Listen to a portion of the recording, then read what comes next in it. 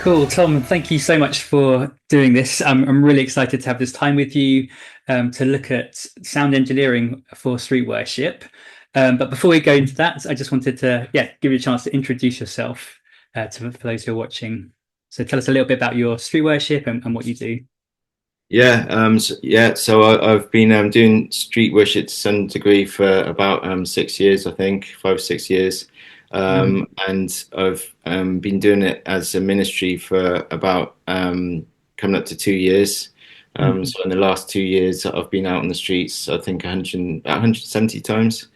Uh, Wow, it's yeah, and I love amazing. it. Yeah, I love it. I just got it's when we all have a happy place, and it's certainly my happy place. Yeah, yeah. Yeah, so good. It's 170 times in 2 years. That's amazing. Yeah. So you're obviously doing this as part of your job. It's not just a weekend thing. That's right. Um, Yeah, I'm seeking to build a professional ministry part time out of it. Yeah, Yeah. that's so good. And how have you found that kind of stepping from kind of doing it as a not as a hobby, but like as an extra to your work, and then jumping into full time? Yeah, I think I feel called is the main thing to say. I feel called to do that, and so that's what keeps me going. There are obviously challenges in terms of seeing yourself as a minister or whatever. Is you feel more uh, um, like you've got more. I don't know, like you've got responsibilities, uh, but I think God's changing me through it, and it's definitely been a growing process, and which I'm very thankful for. Yeah, it's so good. And is there one particular like what's your highlight from doing it?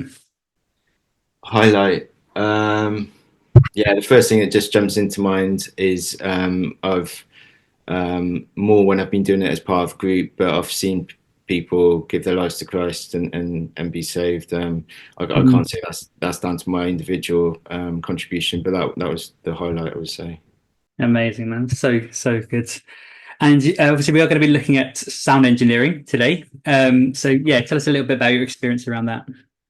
Yeah, so I've done quite a lot of mixing. So there's sound engineering. You can either mix live sound, which we'll be talking about today. So on the streets, or if you're in an outdoor concert, or even in a church, you can mix the live sound of a band. You can also mix albums. So I've got quite a lot of experience of mixing recordings, particularly during lockdown. It Mm. was a nice pastime. So I spent a lot of time studying mixing like that.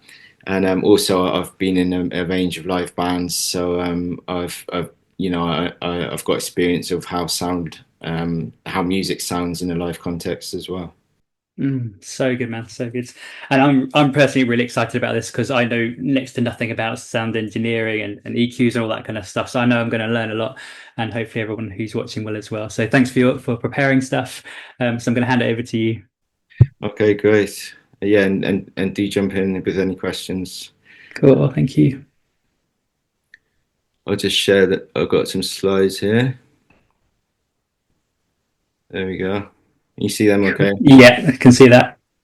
Okay, yeah. So today we're going to be talking about sound check and sound engineering. Well, if that sounds too techy, we could call it 5 principles to help our worship be more attractive. Mm, So why is this important? Why does this matter to us? To me, it's a little bit like clothes, the clothes you wear, or if you're a woman, the makeup you might wear when you go on a date. It's mm, maybe not the most substantial part of music, but it kind of adds the finishing touch. And if it's done badly, you can imagine if someone had really bizarre makeup, it can be distracting from what you're trying to say and the conversation you're trying to have. People might say, so we're going to be talking about speakers and things like that. People might say, well, I sing unaccompanied. I'm not in a band with other people. What's the relevance to me, kind of thing. mm, But you never know. God may place you in a band in the future. And mm, also, what we're talking about, if you ever sing in church, on the stage, whatever, this can apply to that as well. mm. So what are we going to talk about though? What is this makeup that we can put on our music? One, well, these four factors really. The volume balance between the instruments and the singers. So how loud the drums are compared to the voice, for instance. We're going to talk about EQ, which is short for equalization, and I'll explain what that is. We're going to talk about reverb, and I'll explain what that is. I imagine a lot of people will have had experience of these things on speakers, particularly, which we'll talk about. And also the last one is being in front of or being behind your speaker when you're setting up and you're trying to get all the controls right, whether you're standing in front or behind your speaker. And we're going to draw 5 simple principles, practical principles that people can use from this. It's good. Very good. So the first one is volume balance. I think that the lead vocal is generally the center point of people, should be the center point of people's focus when they're singing. If there's an instrumental solo, that's different, obviously, but when people are singing, the lead vocal should be the center. And I would say it's particularly important for us because of our Christian lyrics. Hopefully, we're wanting people to be able to pay attention to what we're singing about or who we're singing about.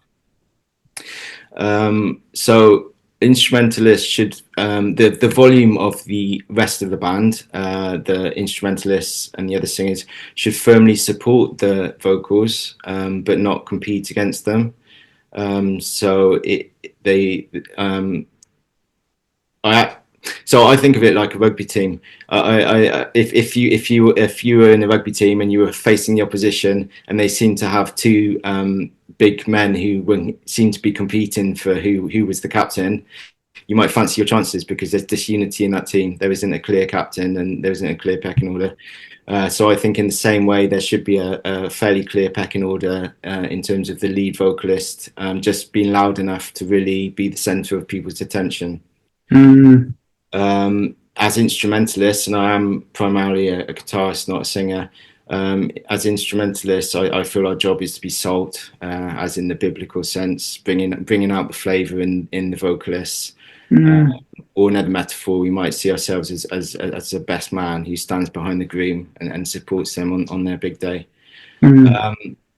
But on the other hand, going back to the rugby metaphor, if you're in a rugby team again and you're against the opposition and they have one big man, but the rest of the team is very skinny and small, like me, then again you might fancy your chances. That metaphor says that if, as instrumentalists, if we're too quiet and the only thing that's loud is the lead vocalist, then the sound might be isolated. So we want to be loud enough to support them, but not loud enough to compete for attention as the centre of attention. That's great. Could I just ask quickly? So you're kind of separating the lead vocalists and the instrumentalists. Yeah. Just thinking if there's maybe a situation where people are on the streets, but they've got 2 vocalists, would it still be the case that you want one person to lead and the other one person to, I guess, the volume to be lower than that person, or would they be more equal?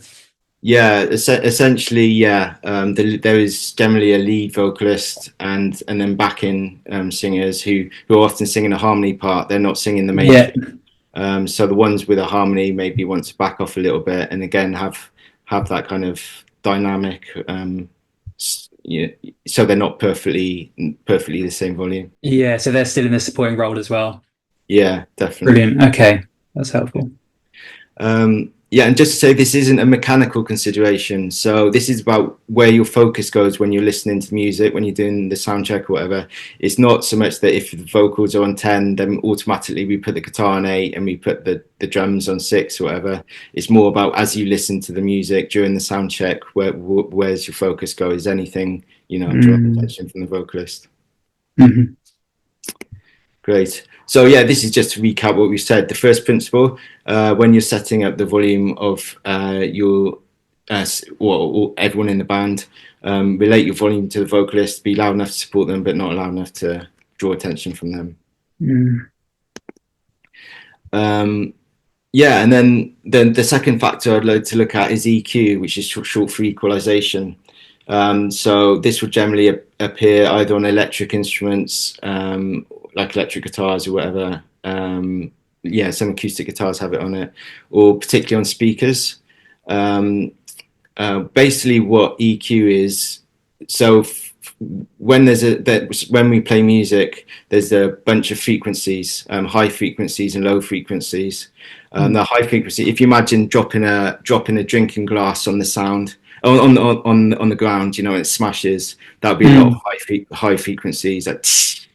Whereas if you hear like distant thunder, like in the distance, that would be a lot of low frequencies. So whenever we're playing music, there's all this range of different frequencies. And EQ simply is a series of volume controls that is attached to different parts, to different types of frequencies. So if there's a treble knob and you turn that up, it just turns up the volume of the highest frequencies. If there's a middle knob, then it will turn the middle frequencies up, and the bass knob will turn the bass frequencies up.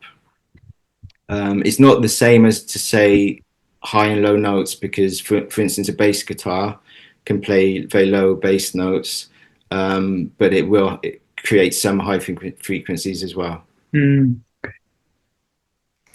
Okay, so what? You know, who cares? What's the point of EQ? But basically, as we turn these knobs up, if you have a treble button on your speaker, if we turn up the treble too much, we can get the music can sound harsh and brittle or metallic and piercing. I love these words; they're so kind of sensory. There's like you can really touch. So you can imagine if your friend went to a concert and you didn't go, and next day you say, "How was it?" and he said, "Well, it was really harsh and really piercing." You'd probably be like, "Well, I'm glad I didn't go. That sounds like unpleasant." They might have been playing beautiful music, but they just had a load too much treble. Conversely, if there's not enough treble, the music can sound dull and muted. If you imagine listening to speaker and you wrap the speaker in cloth, the sound that would come out of the speaker then it can sound like that. Yeah, I think that's really interesting, because I think when we're talking about like going to a concert and it's like really like harsh and piercing, my ears are like, I could feel it in my ears, because it's just such a muscle memory of like, oh, this horrible sound, like nails down a chalkboard or something like that. Yeah. And equally, like when it's like really low, you were talking about, I could feel it like down in my chest, and I don't know if that's the way the body is wired or something, but I can feel kind of the awfulness of what you're talking about. So yeah, fascinating. Definitely, yeah, that's right. And so in terms of bass, for the bass knob, where you can turn the bass up or turn it down, if you have too little bass, you can make you can reduce the impact of the music. It doesn't have the same emotional power to it. It can sound, you can describe it as being thin or lightweight. Conversely, if you have too much bass, it can be, I think of it like shaving foam. When you squirt shaving foam out of the bottle, it kind of expands into everywhere. So if you have a lot of bass, it will just expand everywhere and make it difficult for other details to come through. And then middle frequencies is the most subtle one. If you have a middle knob on your speaker, if you turn it up, if you have too little, like it can also often be described as like sounding scooped. It's like hollow, like you might imagine. It's kind of empty and hollow. But like I say, it's a bit more subtle than the bass and the treble. The music can lack body and warmth. If you turn the mids up too much, there's actually different types there's subcategories of mids. There's high mids and low mids. But if you turn up the mids too much, you can get honky sound, a very nasal sound, like it's coming out of your nose, like you've got a cold. It can also be kind of unnaturally present, like the music's really in the face or whatever.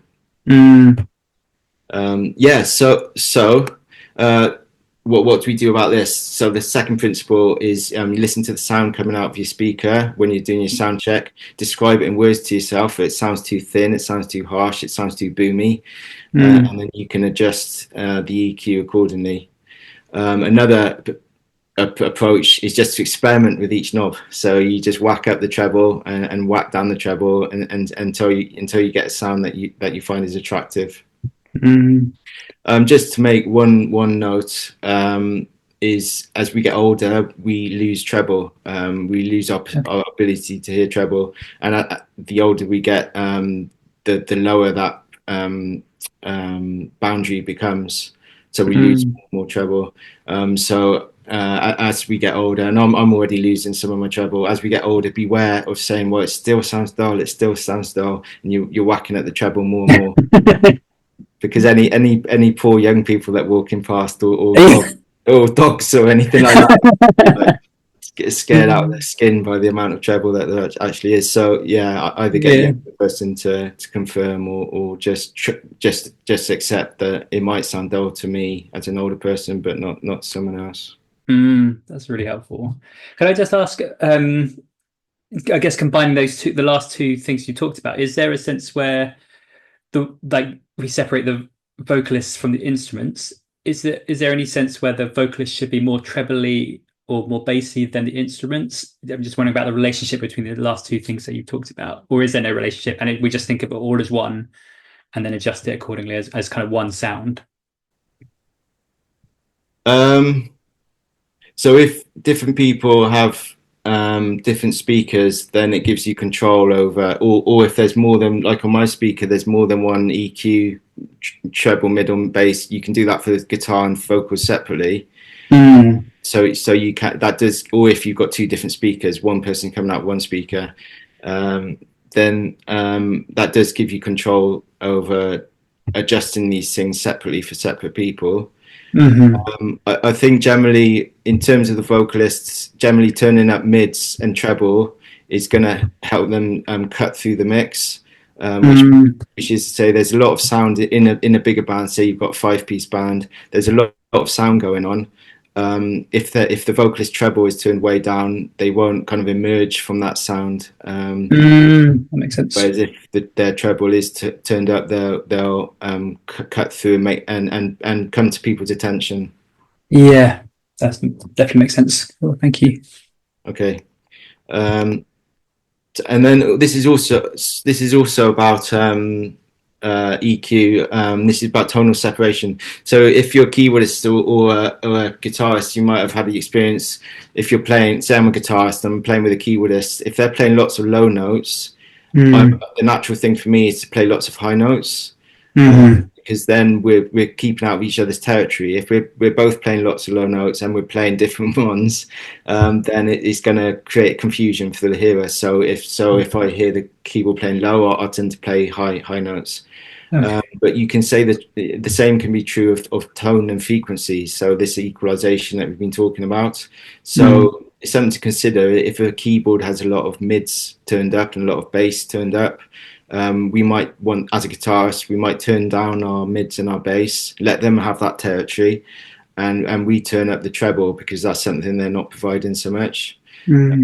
This is something you do a lot when you're mixing albums and stuff. So it means that different instruments have their own territory in terms of frequencies. That makes sense. Just the third principle then is, if you're playing with other instruments, consider varying your EQ so that you contrast with the other instruments a little bit. Okay, so the next factor is reverb. So just briefly to describe, a lot of people will have experience of this on their speaker, but what is reverb? Imagine if you're in a cathedral and someone is at the far end of the cathedral and they shout your name. When they stop making the noise with their mouth, it's not going to cut off like immediately. There's going to be a trail, so it can be like hello, and there's going to be a little trail as it dies away. The reason for this is that some noise from their shout is coming directly to your face, but some of it is bouncing off walls. It's going in different directions, and therefore it reaches you a little bit later. So you have the initial sound, and then you have all these reflections afterwards that kind of die away as these kind of other reflected sounds reach you. So the effect, when it's put on a speaker, it's creating that effect artificially by giving little trails to every noise that you make. Has a little trail after it. So this mimics the effect of distance. So what do we do? So again, so what does reverb do? Say when we put it on vocals, there are pros and cons in this. The pro is, as you imagine, it makes you feel like you're in a spacious place because it's mimicking that effect you might get in a cathedral or whatever. So it feels spacious, ethereal, and perhaps the most important one, and why people do tend to like reverb, is that it's kind to the voice. It smooths things out. So if, like me, you have crackles in your voice and little breaks here and there, it kind of smooths it all out. So it's quite kind to us in that way. But there are cons because every noise you're making has this trail of sound after it. It can just fill up the soundscape, as it were. Like there's all these trails happening all the time, which can make a kind of muddy effect. And in the same way that it kind of masks imperfections, it also kind of it can smooth things out too much, and it becomes harder to hear lyrics and kind of nuances in your voice and things like that. Conversely, though, like having no reverb has pros and cons as well.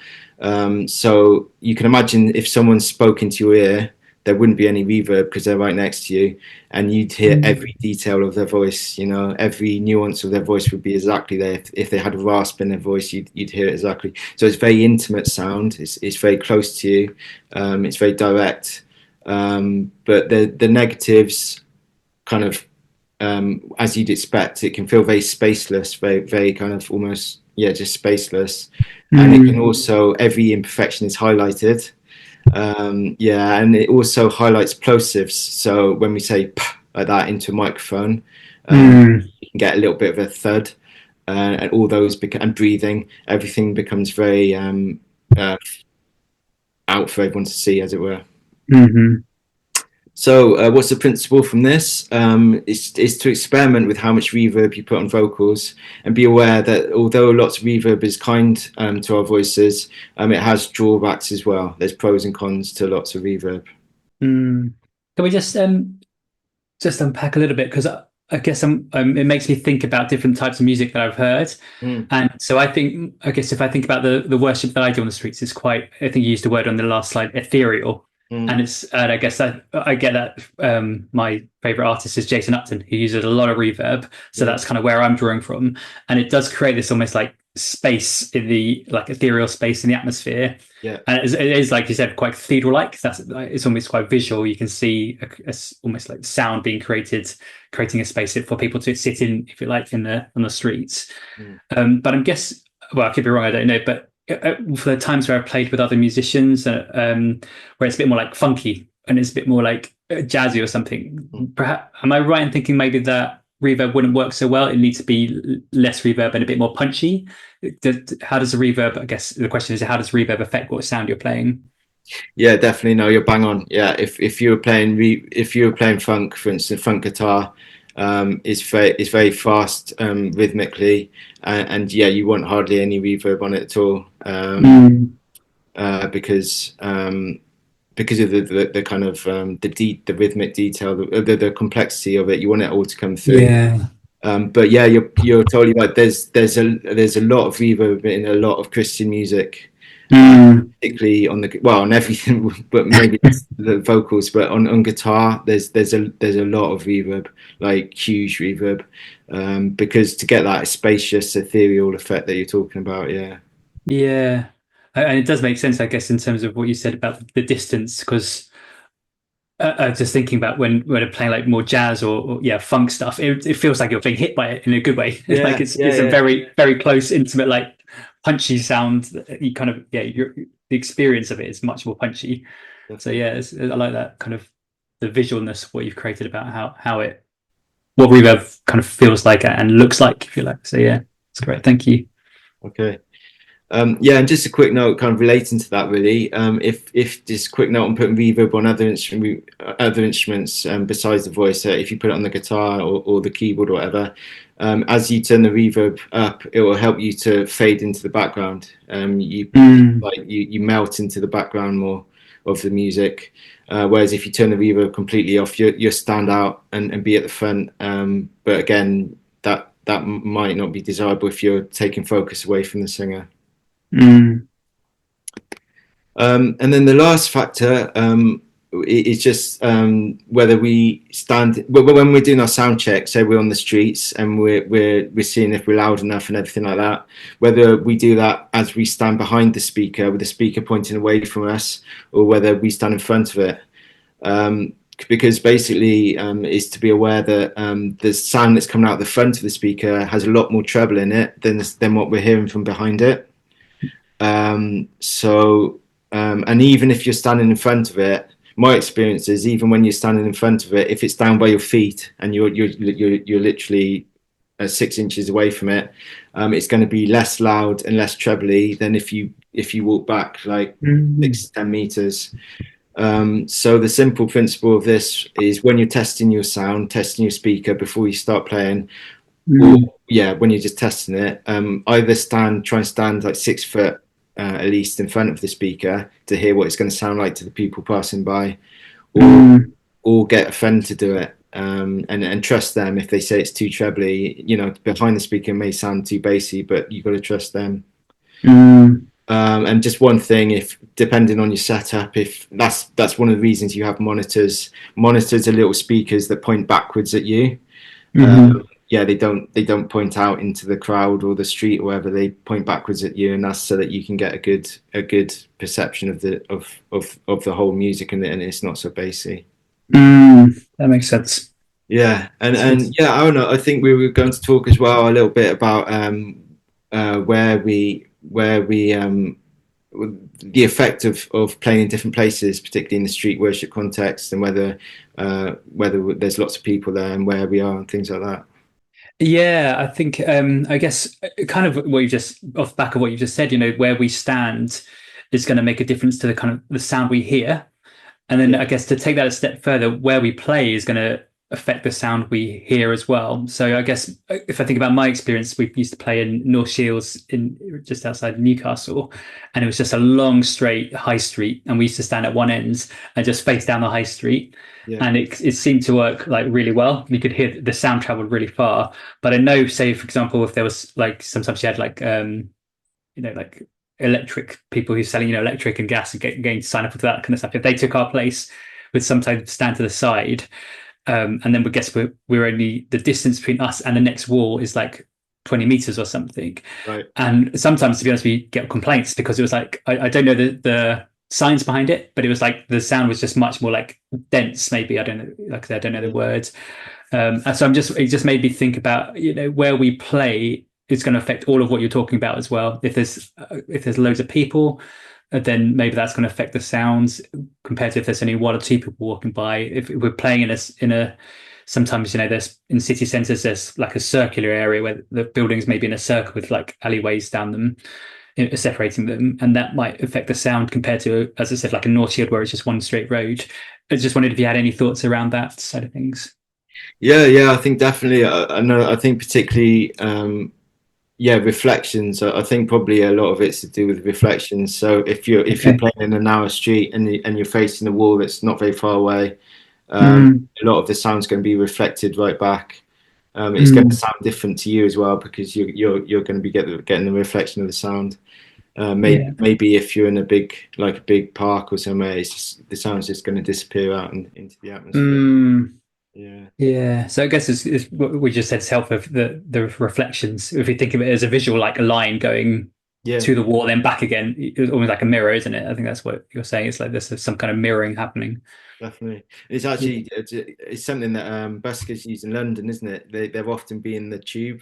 You get that distinctive sound because they're getting all those reflections. Yeah, that makes sense. So yeah, I guess that's worth bearing in mind as well. Just where we sit, this stuff is like really kind of focused on what we have control over in terms of the sounds on the amp and on the guitars or instruments or the vocals. I guess there's just being aware of our surroundings and how that affects things as well. So yeah, that makes sense. Brilliant. Thank you so much, Tom. That's amazing. Okay. I just shall I just review the principles? Yeah, exactly. That'd be brilliant. Okay, great. The principles we came up with is relate instrument volume to the singer, be loud enough to support the singer, but not compete with them to be the focus of attention. Describe your speaker sound to yourself in words. Does it sound thin? Does it sound, and you can look at if you chat GPT, like something on AI, you say what happens if you have too much trouble, you get a whole bunch of words. But describe your words to yourself and then adjust the EQ. Seek to have different EQ settings to other instruments, so that if they're playing lots of mid low frequencies, that you're playing more treble. Experiment with how much reverb you put on your vocals, and be aware that there's pros and cons of both, having a lot or not having any at all. And then when setting up, get in front of the speakers to hear how they're going to sound to passers-by, or get a mate to do it. Nice. That's brilliant. It's so good to have that summary. And I think just simple ways we can carry that kind of knowledge into our street worship as well. So helpful. And I guess it's a learning process, isn't it? I think when I'm thinking back, okay, what does this mean for me when I'm next going on the streets?